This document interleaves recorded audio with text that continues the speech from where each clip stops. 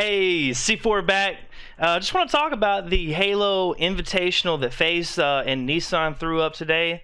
Shout out to Nissan. I have one. They're awesome cars. But it was such a great tournament to watch today on Easter Sunday of all things, and a great tournament to see right before Kansas City. And we're gonna have to see what happens in Kansas City, especially with how Optic took out Cloud9 4-1. I mean, and then they even 3-0'd them in the what was it, the winners bracket or the semi-winners bracket, and it was just amazing to see like a fresh change in the scene. I mean, Cloud9's been dominating all these past tournaments. They've won 3 or 4 different online tournaments, including, let's see, esports E-Series tournament. They've won 2 of the qualifiers before Raleigh. They won Raleigh. They won like 2 more Pro Series tournaments. Then they came in and they also won Anaheim.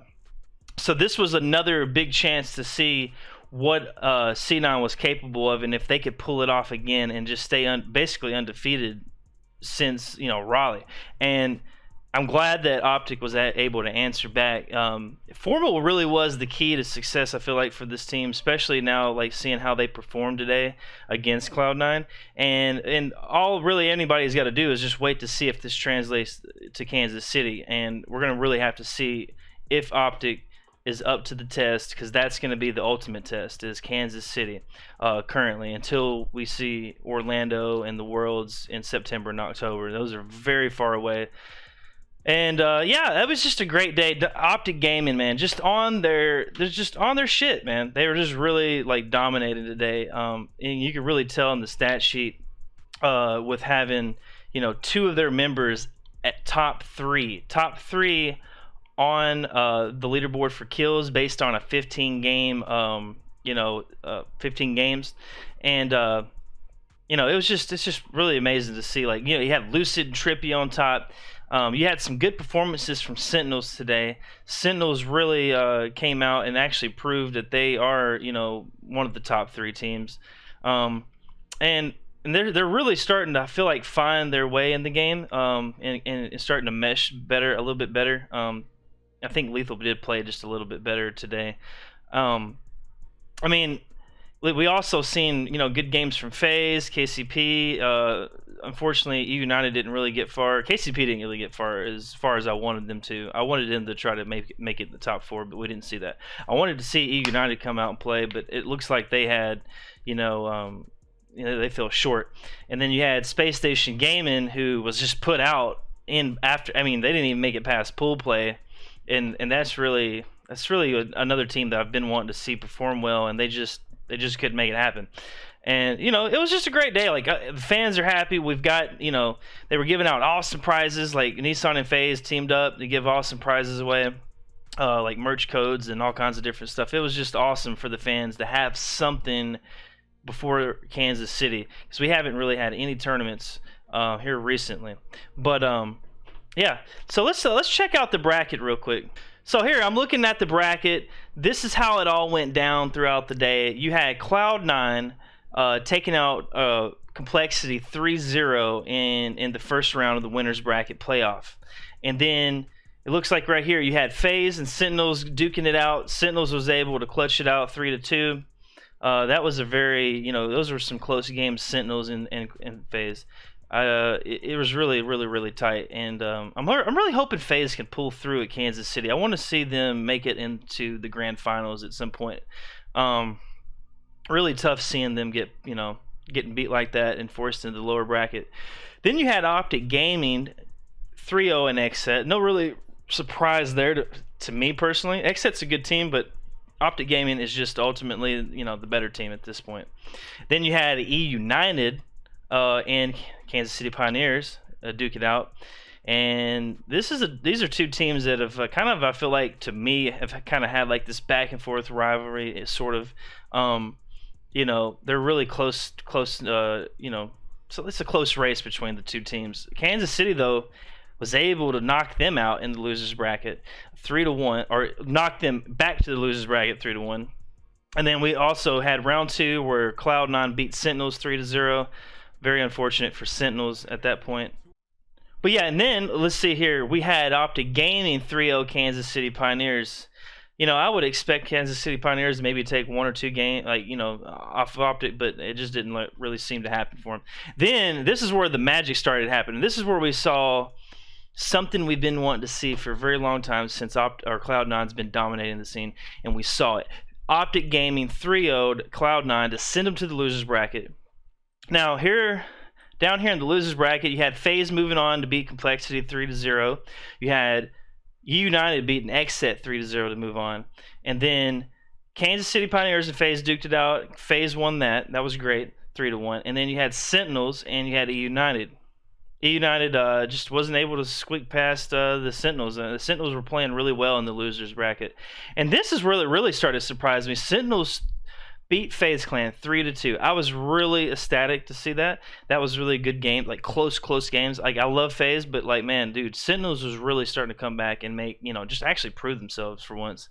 And then they went on to fight Cloud9, and I really thought when Sentinels this time came up against Cloud9, after seeing them take the first 2 games, I was really thinking, I was like, dang, they really might take this. They might put C9 out of this tournament. But there was a really close Strongholds game where it was like 250 to 249 or 248. Man, God, it was so freaking close, and Sentinels almost got it.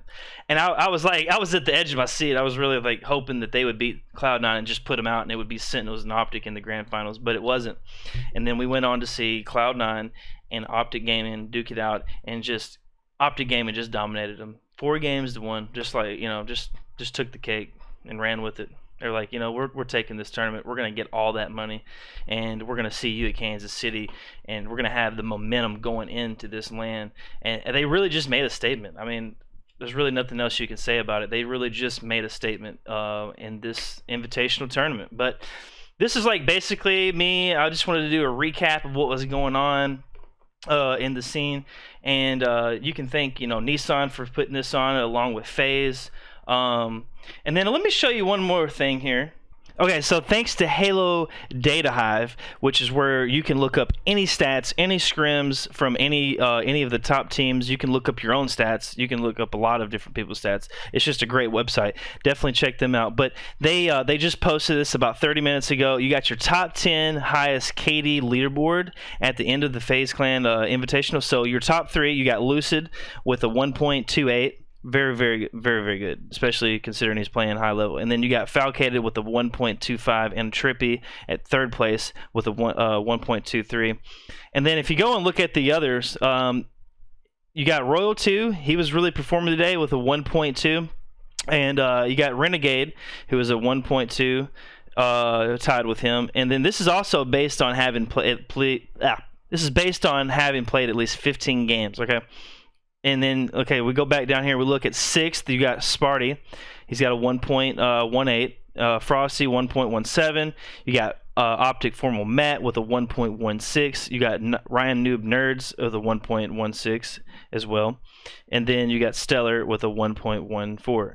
And it just, you know, it's just really nice to see these stats. And thank you, Halo Data Hive. We really appreciate that. But look, you got your top 3, you got Lucid and Trippy, 2 of members of Optic Gaming taking that. But also in the top 10, you also got Formal Matt. Now, APG didn't probably make it in top 10. He's probably in at least the top 20, I'm very sure. But, you know, you got 3 members of Optic Gaming in the top 10, whereas, like, all the other teams, except for FaZe, all have, you know, 2 in the top 10. All your top, you know, you got Sentinels twice, you got United twice, you got Cloud9 twice, but you got Optic Gaming coming through with 3 members in the top 10. So that's awesome to see.